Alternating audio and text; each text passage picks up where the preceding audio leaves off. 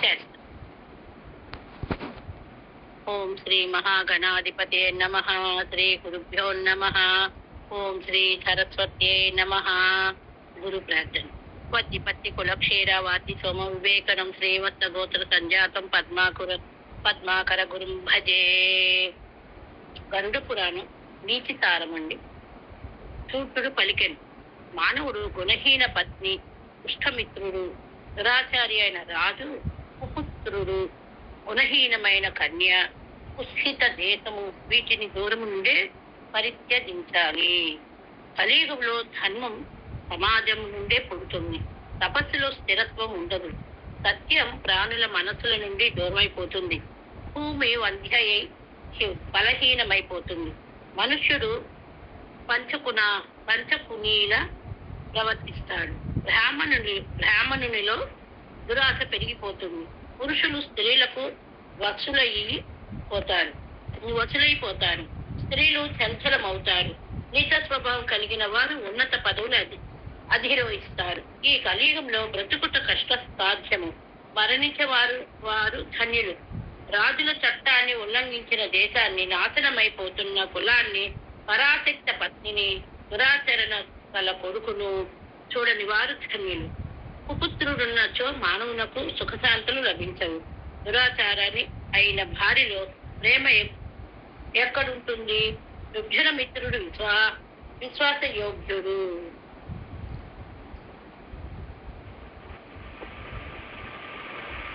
విశ్వాసయోగుడు కాడు. రాజ్యం యొక్క దుష్ట శాసనంలో జీవించడం కష్టం. పరుల అన్నము, పరధనము, పరసయ్య, పరస్త్రీ, దేవను, పరగృహంలో నివాసము అను పనులు చేయరాదు. ఇవి ఇంద్రుని ఐశ్వర్యమును కూడా నాశనం చేస్తాయి.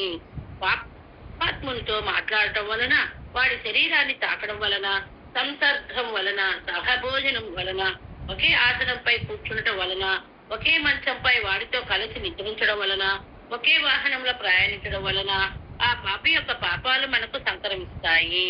స్త్రీలు రూపం వలన నష్టపోతుంటారు. క్రోధం వలన తపస్సు నశిస్తుంది. దూరంగా పోవడం వలన గోవులు నశిస్తాయి.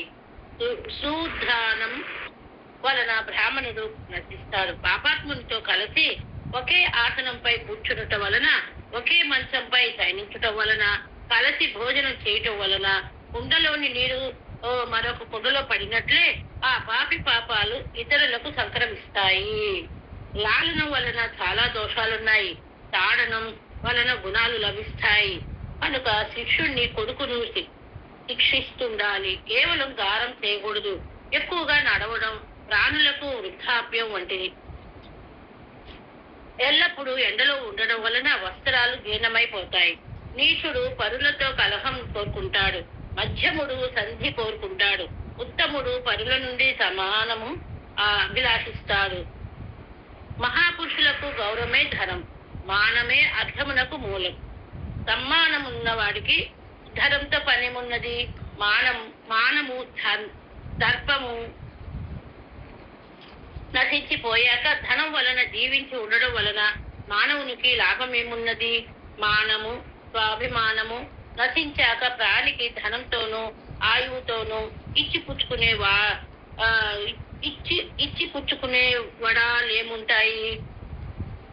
ఇచ్చిపుచ్చుకోవడాలు ఏముంటాయి? నీచ స్వభావులు ధనం మాత్రమే కోరుకుంటారు.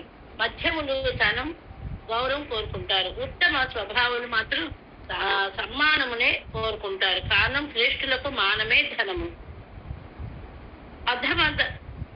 అధమ ధనమిచ్చతి ధనమానైః మధ్యమాః. ఉత్తమా మానమిచ్చతి మానోహి మహతాం ధనం. అడవిలో ఆకలి కొన్న సింహం ఇతరుల వలన లభించే మాంసాన్ని చూడడానికి కూడా ఇష్టపడదు. ఉత్తమ కులంలో పుట్టిన వ్యక్తి ధనహీనుడైనప్పటికీ నీచ కర్మలు చెయ్యడు. అడవిలో సింహానికి అభిషేకం జరగదు, ఏ సంస్కారం జరగదు. అయినప్పటికీ సింహంలో స్వతసిద్ధంగా ఉత్సాహ తత్వాలు, మృగేంద్రత్వము ఉంటాయి. ఏమరిపాటు కలిగిన వర్తకుడు, అభిమానం కలిగిన మృత్యుడు, విలాసవంతుడైన భిక్షుకుడు, ధనం లేని కాముకుడు, కటుపాషిని అయిన వేశ్య తమ తమ పనులలో అసమ అసమర్థులవుతారు. దానం చేసే లక్షణం కలిగిన వారి దరిద్రుడగుట, లోభి ఐశ్వర్యం వంతుడగుట, పుత్రుడు అవధేయుడగుట, దుష్టులను సేవించుట, పరులకు అపకారం చేస్తూ మరణించుట అను ఈ 5 కర్మలు మానవుల దుశ్చరితాలు. పత్ని వియోగము, ఆత్మీయుల వలన అవమానము, రుణశేషము, దుర్జన సేవ, దారిద్ర్యం వలన మిత్రులు ముఖం చాటు చేయుట అను ఈ 5 విషయాలు నిప్పు లేకుండానే మానవులను దహించి వేస్తాయి.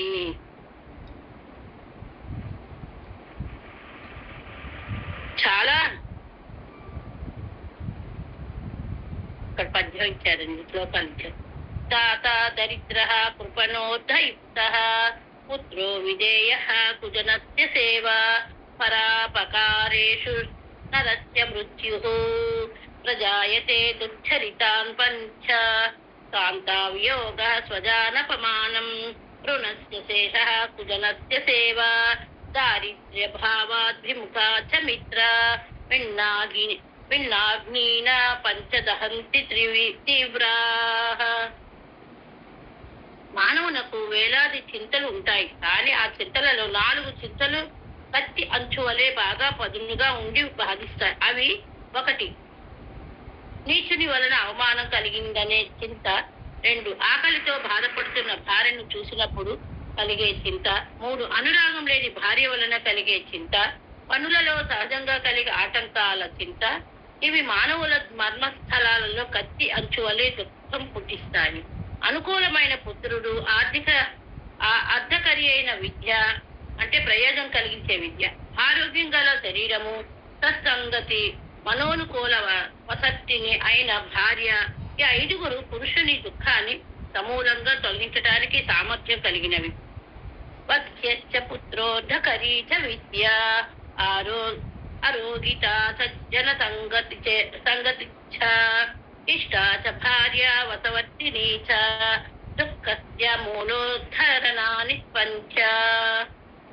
లేడి, ఏనుగు, మిడుత, తుమ్మిద, చేప ఈ 5 వరుసగా శబ్దమునకు, స్పర్శకు, రూపమునకు, గంధమునకు, రసమునకు ఒక్కొక్క దానికి లొంగి నశిస్తాయి.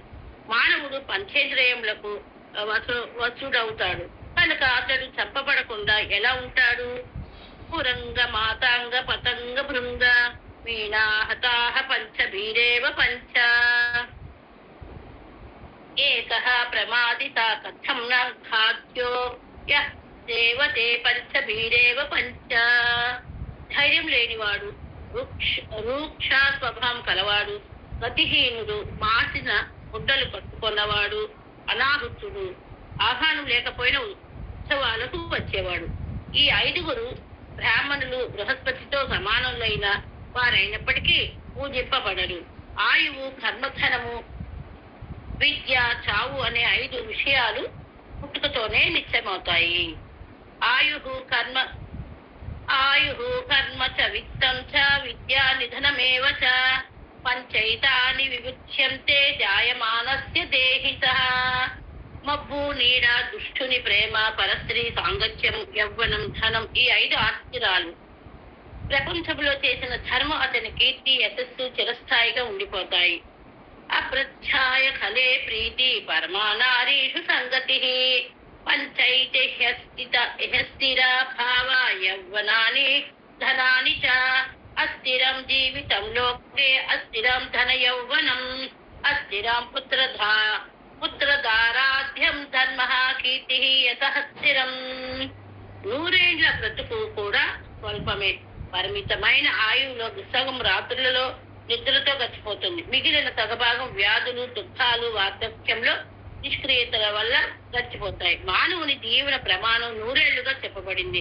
ఆయువులో సగభాగం రాత్రుల వంకతో సమాప్తమవుతున్నది కనుక అతనికి ఆయువు సగమే మిగులుతున్నది. అందులో సగం కంటే ఎక్కువ భాగం బాల్యావస్థలో గడిచిపోతుంది. కొంత భాగం పరిజన యుగంలో వారి మరణాదుల వలన కలిగే దుఃఖంలో ప్రభుత్వ సేవలో గడిచిపోతుంది. ఇక మిగిలిన భాగం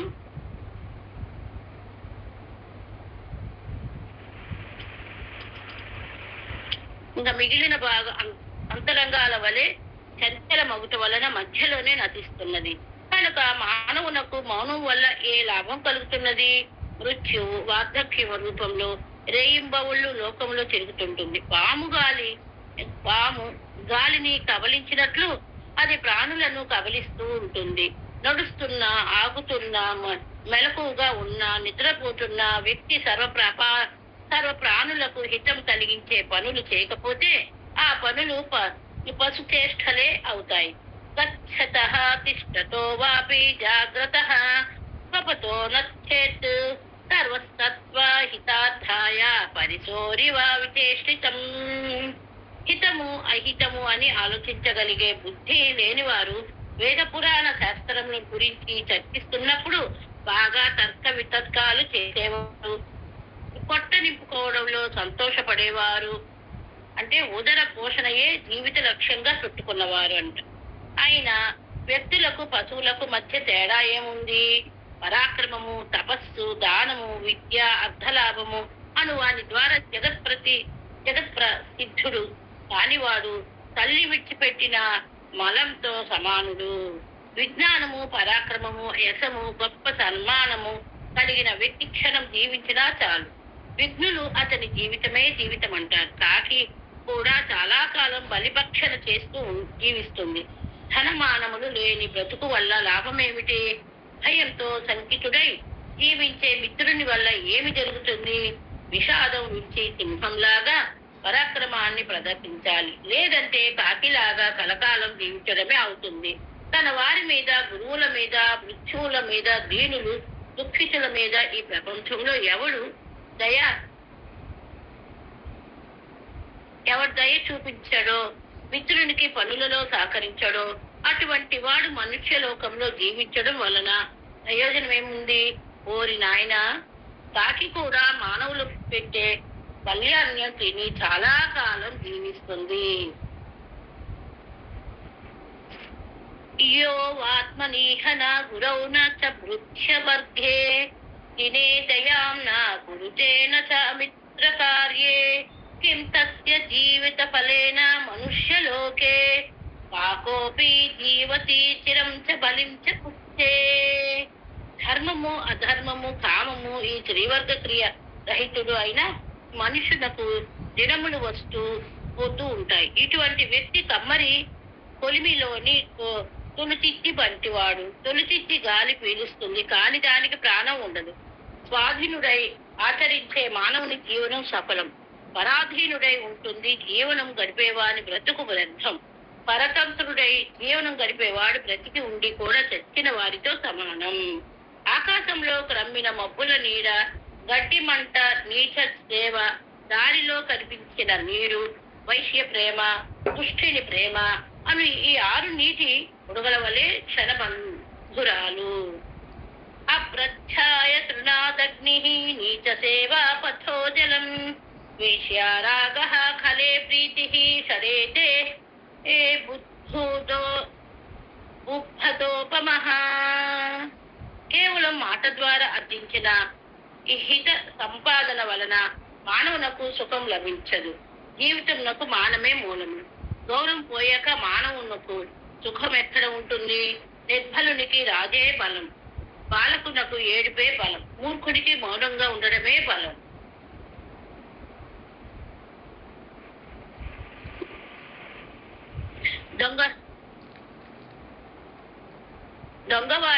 దొంగవానికి అసత్యం ఆడడమే బలం.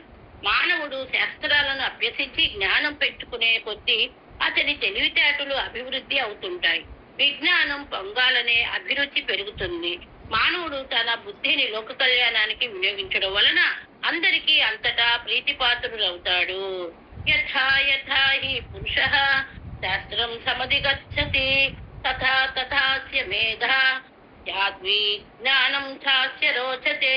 యథా యథా హి పురుషః కళ్యాణే కురుతే మతిం తథా తథా హి సర్వత్ర నిష్యతే లోకసుప్రియః. లోభము, ప్రమాదము, ఏమరుపాటు, విశ్వాసము ఈ మూడింటి వలన వ్యక్తి నశిస్తాడు. కనుక జీవుడు లోభము, ప్రమాదము, విశ్వాసములను దూరం పెట్టాలి. మనుష్యుడు భయం మన దగ్గరకు వచ్చేదాకా మాత్రమే భయమునకు భయపడాలి.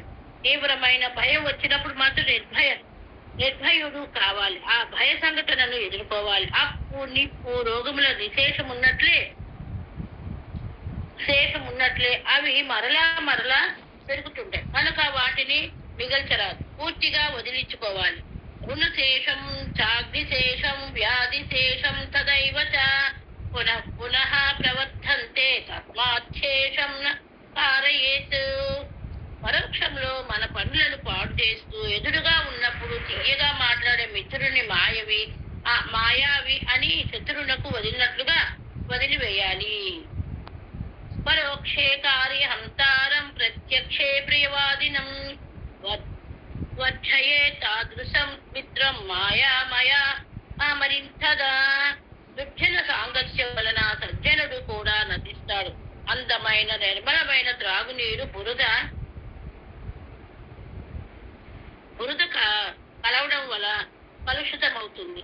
దుర్జనస్య హి సంగేన సుజనోపి వినశ్యతి ప్రసన్నమపి పానీయం కట్టమైః కలుషీకృతం. బ్రాహ్మణునికి ఎవడు తన ధనం సమర్పిస్తాడో అతడే ధనాన్ని సద్వినియోగం చేసిన వాడవుతాడు. కనుక సర్వ విధాల ప్రయత్నించి నిజ పూజను చేయాలి. బ్రాహ్మణుడు ఉపయోగించగా మిగిలిన పదార్థాలను స్వీకరించడమే ఉత్తమ భోజనం. పాపం చేయని వాడే బుద్ధిమంతుడు. మన పరోక్షంలో హితం చేకూర్చి పెట్టేవాడే మిత్రుడు. ఆడంబరం లేకుండా దానం చేసేవాడే వాస్తవిక ధర్మాచరణుడు. తద్బుధ్యతే యద్విజ బుద్ధం శేషం సబుద్ధిమాన్ యేన కరోతి పాపం తస్సో హృదయం యత్క్రియతే పరోక్షే దంభైర్వినాయ క్రియతే సధర్మః. పెద్దలు లేని సభ కాదు. ధర్మం పలుకని వృద్ధులు కాదు. సత్యం లేని ధర్మం కాదు. మోసంతో కూడిన సత్యం కాదు. సభా యత్ర నాసంతి వృద్ధాః వృద్ధానతేయేన వదంతి ధర్మః సనో యత్ర నాసత్యమస్తి నైతః సత్యం యచ్చలేనాను విద్ధం. మనుషులలో బ్రాహ్మణుడు, తేజస్సులో ఆదిత్యుడు, శరీరంలో శిరస్సు, వ్రతాలలో సత్యం పలుకుట ఉత్తమములు. మనస్సులకు ఎక్కడ ప్రసన్నత కలుగుతుందో అదే ప్రాణికి శుభం అవుతుంది. పరుల సేవకు అంకితమైన జీవితమే నిజమైన జీవితం. తన సంపాదన స్వజనులు అనుభవించినప్పుడే ఆ ధనానికి సార్థకత.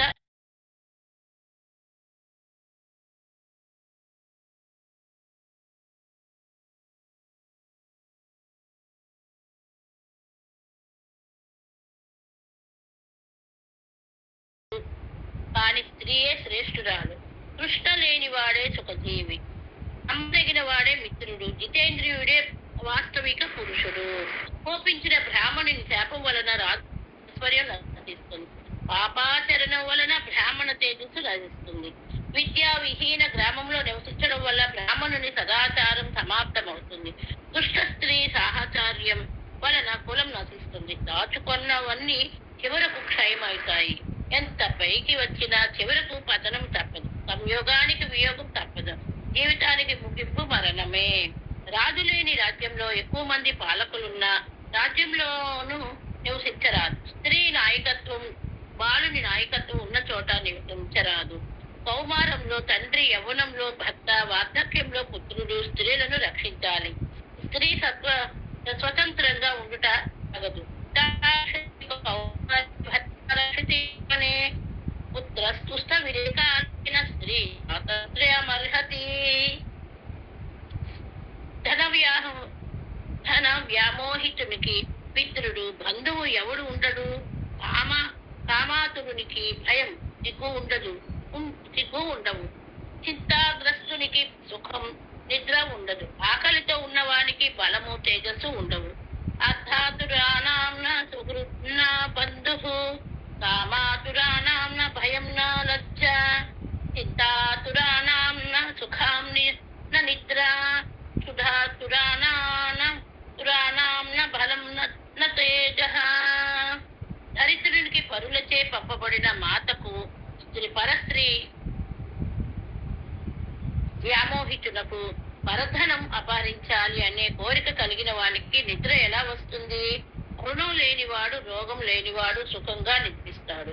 వీరే కాక స్త్రీలలో లోలతో లేని వారు కూడా సుఖంగా నిద్రిస్తారు. నీటిని బట్టి తామర తూడు పైకి పెరుగుతూ ఉంటుంది. అలాగే తన యజమాని బలాన్ని బట్టి సేవకుడు కూడా సర్వోన్నతుడవుతాడు. నీటిలో ఉన్నంతసేపు వరుణుడు సూర్యుడు తామర పువ్వుతో స్నేహంగా వ్యవహరిస్తారు.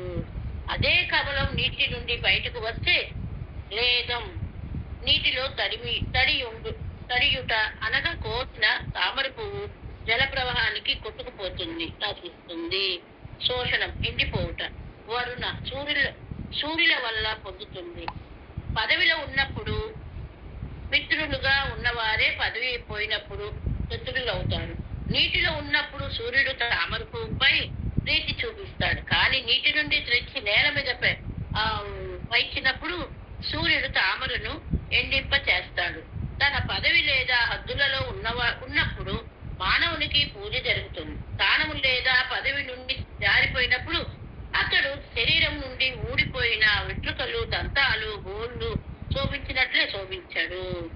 స్థాన స్థితాని పూజ్యంతే పూజ్యంతే చ పదే స్థితాః స్థాన భ్రష్టాన పూజ్యంతే కేశాః దంతాః నఖాః నరాః. ఆచారమును బట్టి కులజ్ఞానం అనగా కులం ఎటువంటిదో తెలుస్తుంది. భాషను బట్టి ఏ ప్రాంతమో తెలుస్తుంది. సంభ్రమాన్ని బట్టి స్నేహం ప్రకటితమవుతుంది. శరీరాన్ని బట్టి ఆ వ్యక్తిగత భోజనం ఎటువంటిదో తెలుస్తుంది.